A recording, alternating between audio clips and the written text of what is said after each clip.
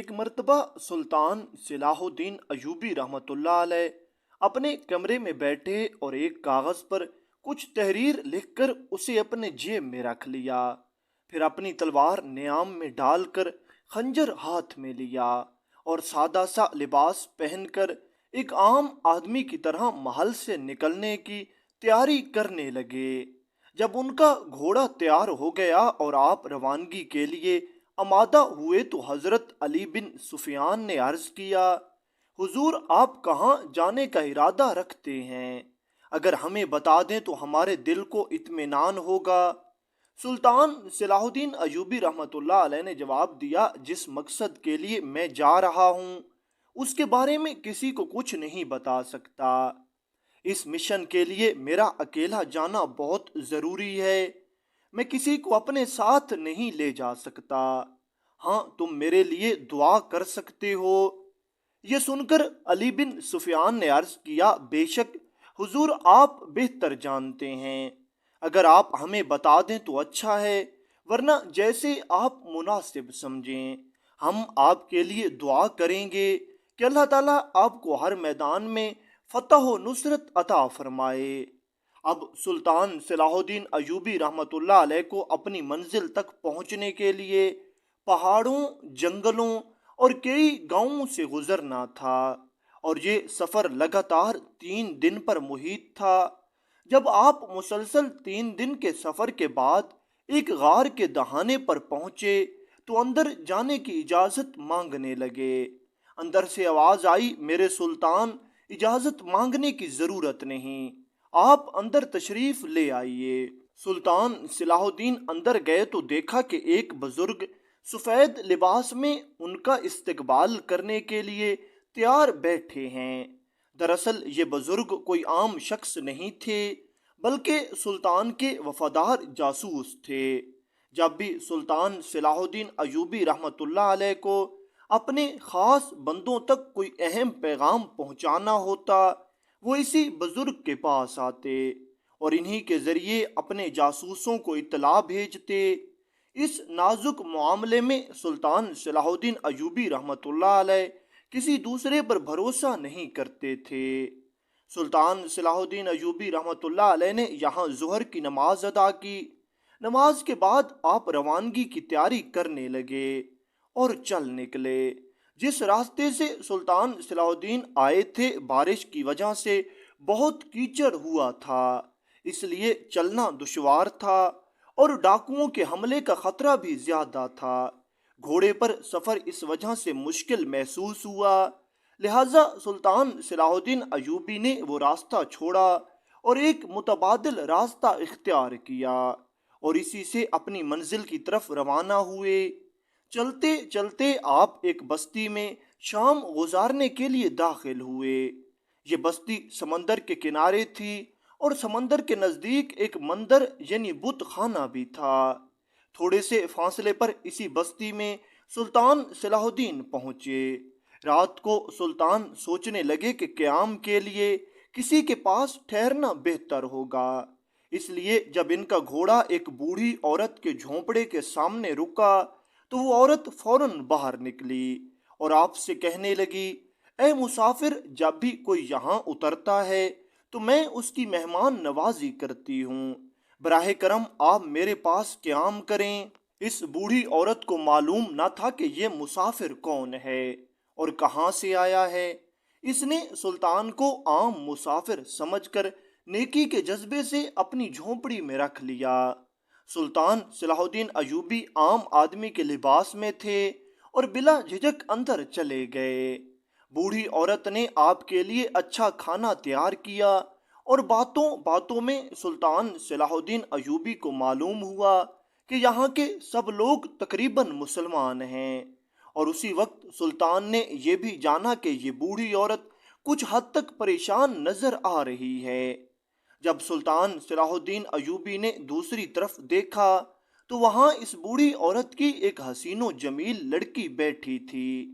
سلطان صلاح الدین نے پوچھا، اماں جی یہ کون ہے اور آپ اتنی پریشان کیوں ہیں؟ عورت نے جواب دیا، اے مسافر، تم سے اسے کیا فائدہ؟ تم کیوں پوچھ رہے ہو؟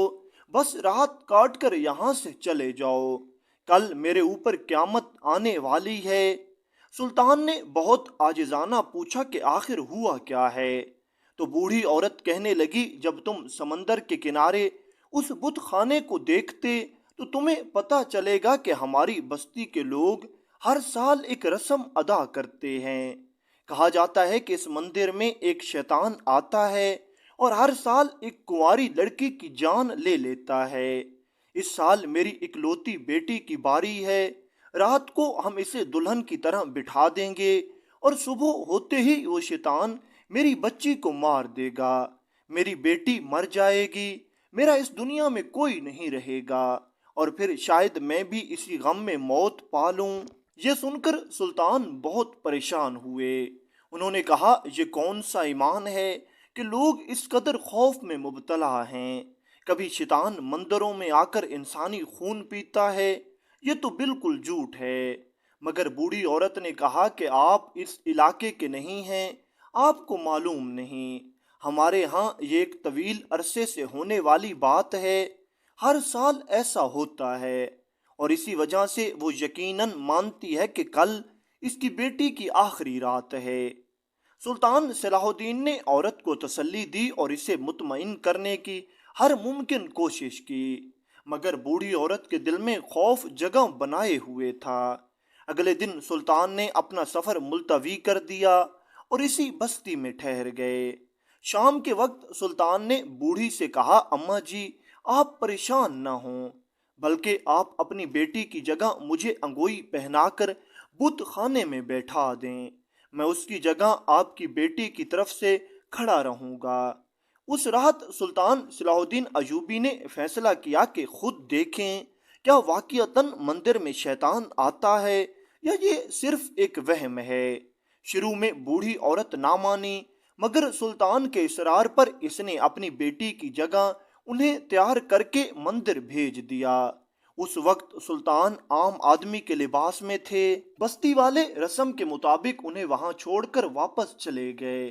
सुल्तान आधी रात तक इंतजार करते रहे, कुछ भी नहीं हुआ। फिर उन्होंने वुजू किया, ईशा की नमाज अदा की और कुरान पाक की तिलावत में मशगूल हो गए। हाजत के वक्त समंदर पर जाकर वुजू करते और फिर लौट आते।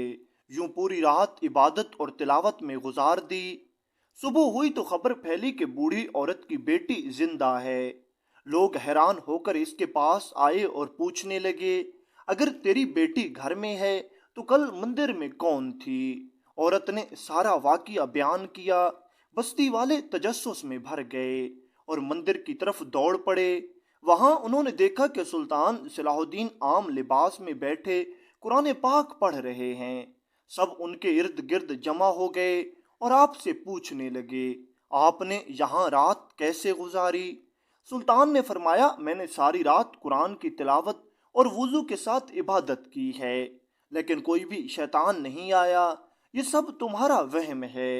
लोग हैरान रह गए और एक ने कहा, अगर शैतान नहीं आता तो हमारी लड़कियां सालों से क्यों मर रही हैं।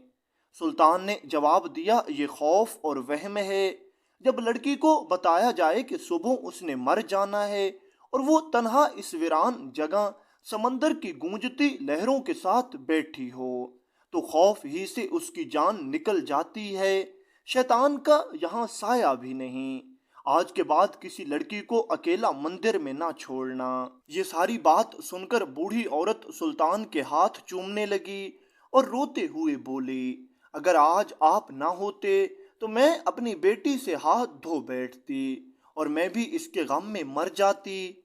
सुल्तान ने फरमाया, अम्मा जी, आप नेक दिल हैं, मुसाफिरों की खिदमत करती हैं। अल्लाह ने आपकी नेकी के बदले मेरी सूरत में आपकी मदद फरमाई है। फिर बस्ती वाले कहने लगे, आप हमें बता दें, आप हैं कौन। सुल्तान ने कहा, मैं मुसलमानों का बादशाह सुल्तान सलाहुद्दीन अयूबी हूँ। ये सुनते ही सब हैरान रह गए और बोले, हमने आपकी बहादुरी के किस्से सुने थे, आज अपनी आंखों से देख लिया। आपका एहसान हम कभी नहीं भूलेंगे, अगर ज़रूरत पड़ी तो अपनी जान भी कुर्बान कर देंगे। यूं सुल्तान इस बस्ती वालों और बूढ़ी औरत की दुआएं लेते हुए اپنے محل میں واپس روانہ ہو گئے۔